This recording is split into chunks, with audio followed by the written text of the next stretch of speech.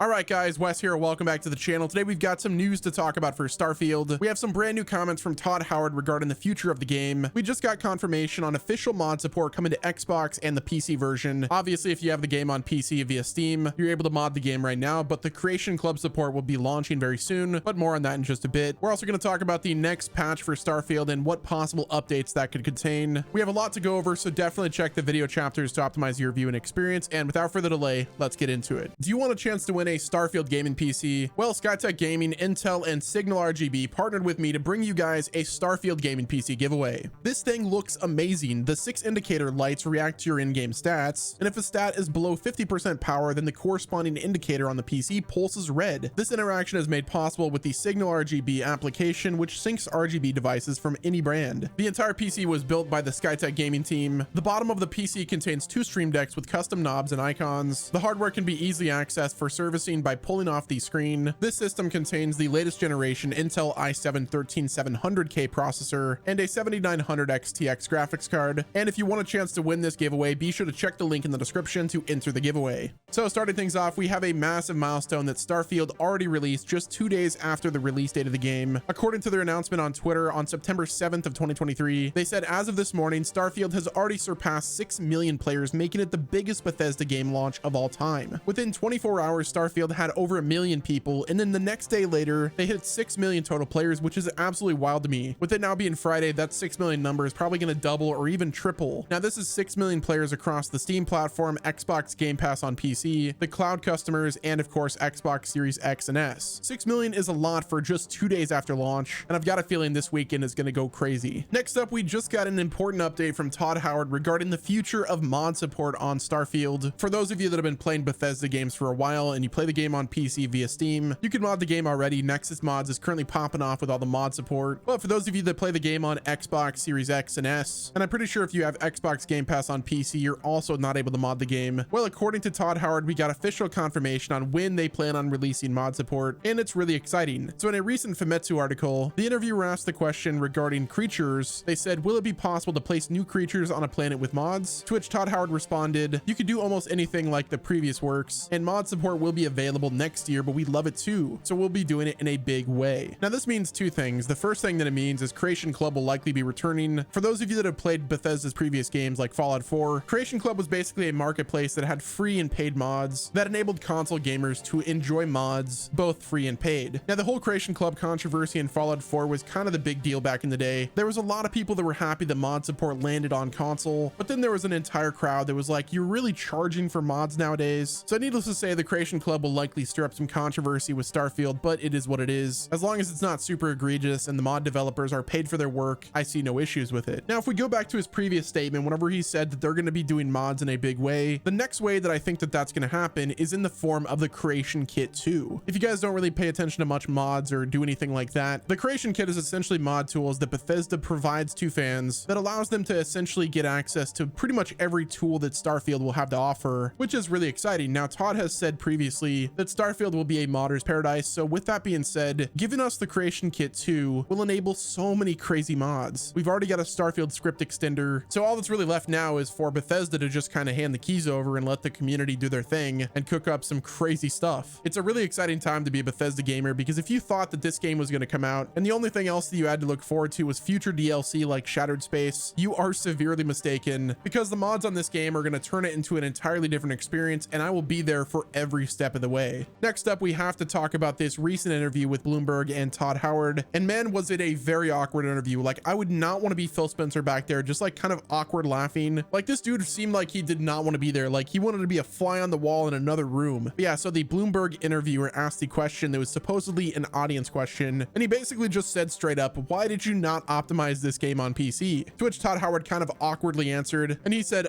we did. It's running great. It's a next generation PC game. We really do push the technology, so you may need to upgrade your PC for this game, but it's got a lot of great stuff going on in it, and the fans are responding awesome. Like, the way that Todd responded was the equivalent of like, did you turn it off and on again? It was a pretty funny statement from Todd Howard. I don't think he meant to be so defensive. Maybe if the interviewer asked the question in a different way that wasn't so snarky, maybe Todd could have answered it in a little better way, but honestly, I thought it was fine, especially whenever you consider the tone of the interviewer. The interviewer did say that it was an audience question, but I kind of doubt that. Either way, like I said, I thought it was a fine response, but at the end of the day, there there are some issues with the PC version of Starfield. Like I said in my last video, Aquila City doesn't run the best, and overall the game does need some more polish here and there, but overall Starfield does run fine if you have the minimum and required specs. If you have under that, obviously the game isn't going to be optimized for you. I've had a few comments from people saying that they've been trying to play the game, but their game is just completely buggy on PC. And then of course I asked the question whether or not they were using an SSD or if they were using a hard drive, to which they were like, oh, I wasn't running it on my SSD, I was running it on my hard drive, and that's why the audio was crackling all the time. Not to mention, if you played this game with the DLSS 3.5 frame generation mod enabled versus not enabled, then you're like, holy crap, the frame generation makes this game into a completely different experience. So here's to hoping that Bethesda decides to add DLSS support to Starfield. But I think that, along with some polish here and there, will make Starfield even better. It's already the most polished and optimized game on PC whenever you compare it to other Bethesda game titles. So yeah, give us DLSS and optimize it a little bit more in Aquila City, and I will be happy. Next up, I'd like to talk about some new comments from Phil Spencer, the head of Xbox, who in that same Bloomberg interview talked about the success of Starfield and what this means for the future of Xbox game studios, because it's all really exciting. So when asked about Starfield's player numbers, Todd Howard said this, and I quote, "We could see people playing, which is great on the platform. You might know that the game has been in preview since last week, and it's already our most played exclusive game on Xbox." So yeah, the fact that Starfield is already their most played exclusive game on Xbox is really exciting. The interviewer then asked about possible exclusivity of Elder Scrolls 6, to which Phil Spencer said this, and I quote, "It's a case-by-case basis on whether a game is going to be multi-platform or not," which is the same exact answer that Phil Spencer has said about Elder Scrolls 6 since he was asked it all the way back after the acquisition of Bethesda Game Studios. You know, the purchase that they made for like $7 billion?